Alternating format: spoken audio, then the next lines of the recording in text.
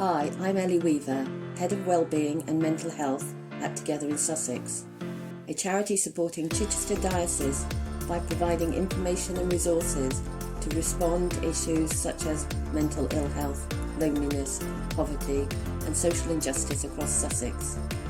To support you in your church and community, this animated video has been created in partnership with Together in Sussex and RYP Wellbeing.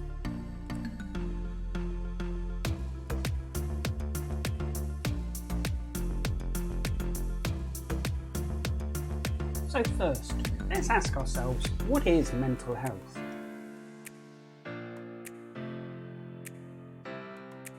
The World Health Organization describes mental health as a state of well-being in which every individual realizes his or her own potential, can cope with the normal stresses of life, can work productively and fruitfully, and is able to make a contribution to her or his community. Let's look at what this actually means.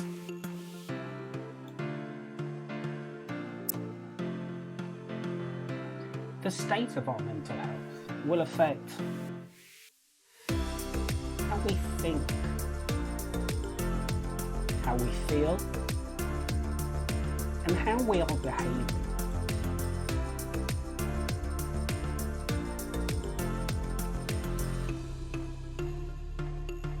It is very important to remember that we all have mental health, and it's as much about those times that we thrive as it is about those times that we face challenges with our mental health.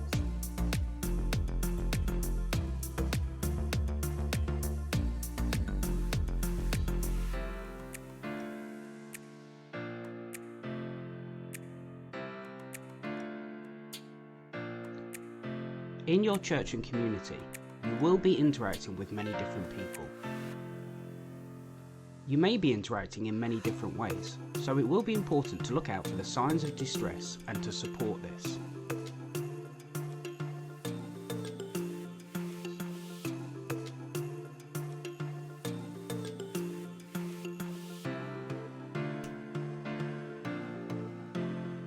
But how can you spot or see the signs of poor mental health when your interactions with others may be very limited?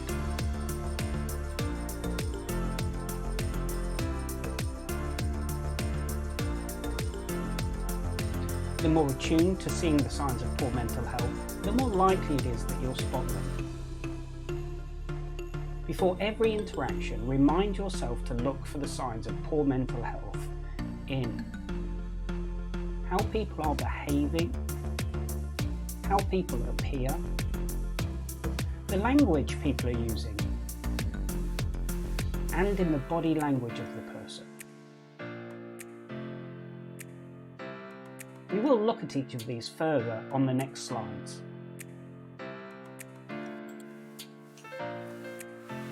How is the person behaving? Are they louder or quieter than usual?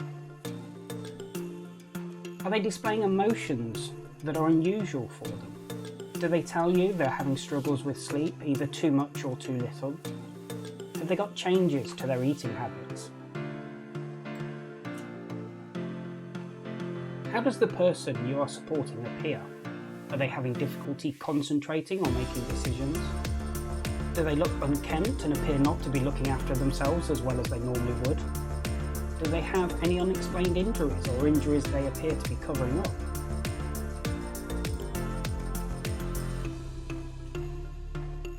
What language are they using?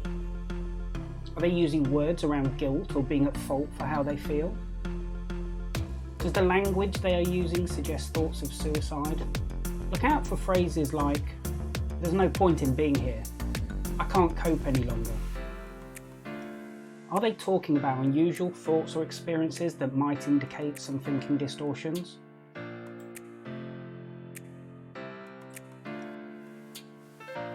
Does their body language give you any clues as to how their mental health is? Are they agitated and restless? Are they distracted by other things? Are they putting barriers between you, such as standing behind a chair? Does your instinct say their body language doesn't match their words?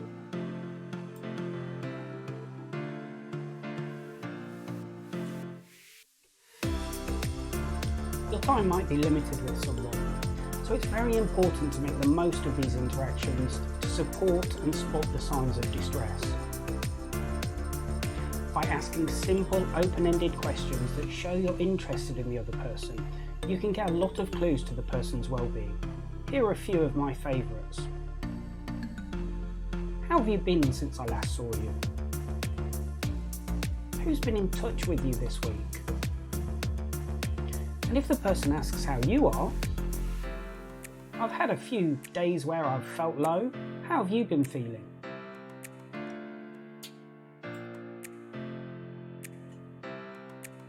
What's the best thing that's happened to you this week? This is another of my favourites that can help us to see how people are feeling or if they may be isolated.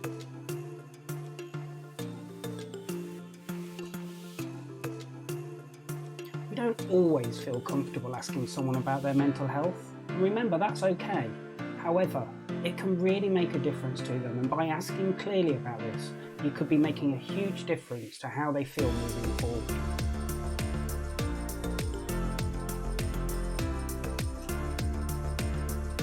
Remembering the following things will leave you more confident when talking about mental health. We all have mental health, and from time to time we can struggle. This is not something to be afraid of. The person you are talking to may desperately need someone to genuinely ask them how they are. Early intervention is key to supporting recovery of poor mental health, so by asking about it we can speed up recovery. Top tips. Don't diagnose, saying things like, "You seem a bit depressed," "You must be lonely."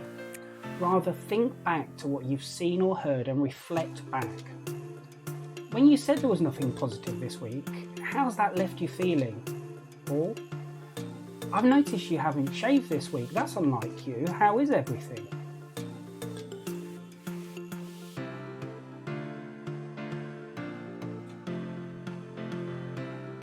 If someone does share they're having difficulties, stay calm and ask further questions. How long have you felt like this? Have you ever felt like this before?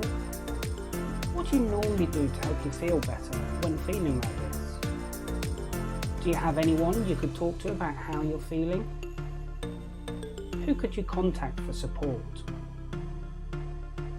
Your aim is to encourage the person to see ways that they may be able to help themselves or reach out for support.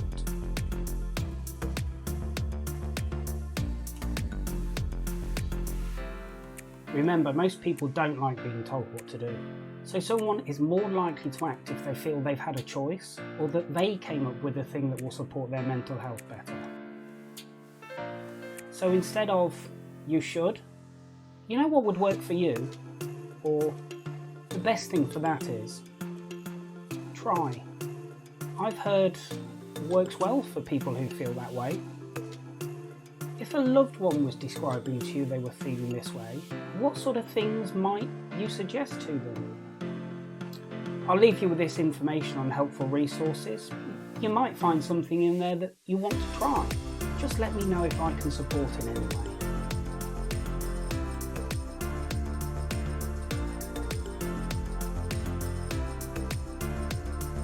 Make sure you have resources that you can signpost people towards if they are struggling with poor mental health. We recommend that you add details into your phone or maybe a diary that you always have with you. That way it's easy to look them up. If your church has information that you can pass on, make sure that you always have some with you as well.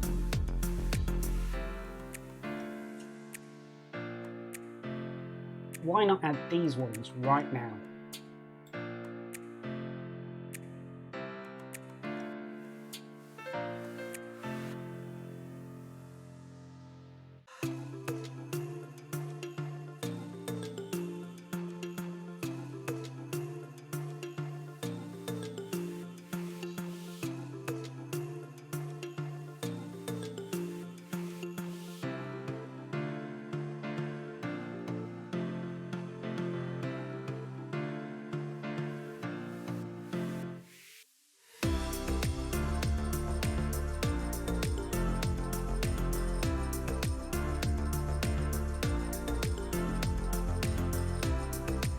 Ellie has created a Green for Go poster with more relevant support information. This and other updates can be found on www.togetherinsussex.org.uk/what's new.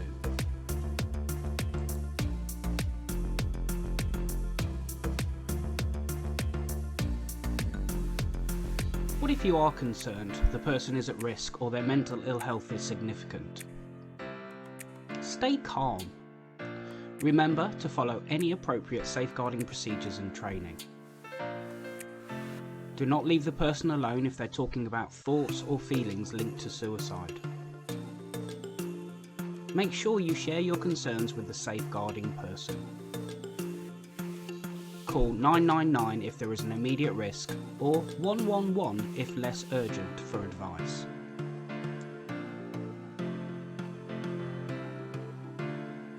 Self-care is important too.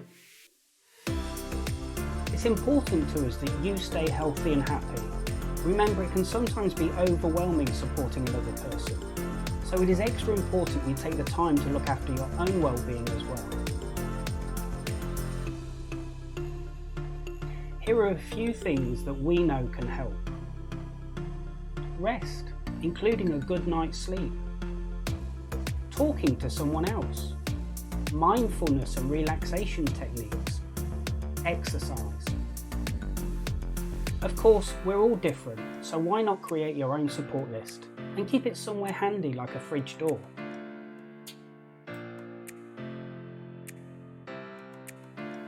Hi, Ellie here. I hope you found this video on mental health awareness beneficial. Please share it as widely as possible. Also, keep in touch with the work that Together in Sussex is doing to support Chichester Diocese by taking a look at our website. You can see the details below. My contact details are also on the site, so drop me an email if I can offer support or advice. Do take care.